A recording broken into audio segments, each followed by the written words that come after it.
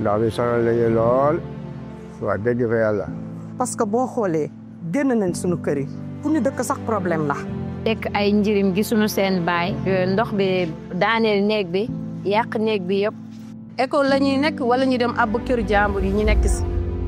si noonu la ñu dund dara amul suñu bagage yu bari yàqu na amuñu ku ñu jàppal. ñun nag fondation dafa am loo xam ne moom la ñu gëm saa suñu yeewoo dañuy ne nan lañ mën a des pour amal njëriñ askan wi.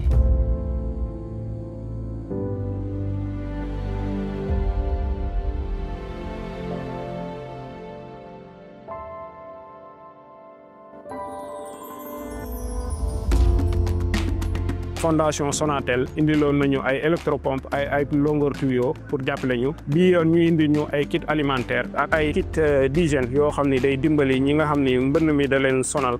saaku ceeb 25 kilos dugub ndox diwlin suukar saabu ak eau de javel yoo xamante ne dañ ko paqueté jox si sinistré yi ku ne.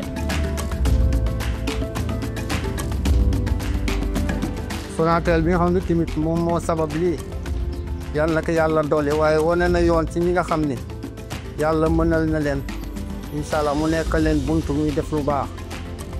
ndax ki néew doole wala mu yàqule moom ki ñëw di ko dimbale doo mun lu may remercier ko rek. ndax jaboot boo ko fekkee nga jox ko suukar jox ko diwlin jox ko ceeb jox ko saabu. leen ñaanal yokkute rek. yi ngeen mar ren yàlla ngeen mën la ëpp loolu déwén. fondation Sonatel ñu ngi leen di gërëm di leen sant kontaan nañu si seen ndimbal bi ngeen indi fii.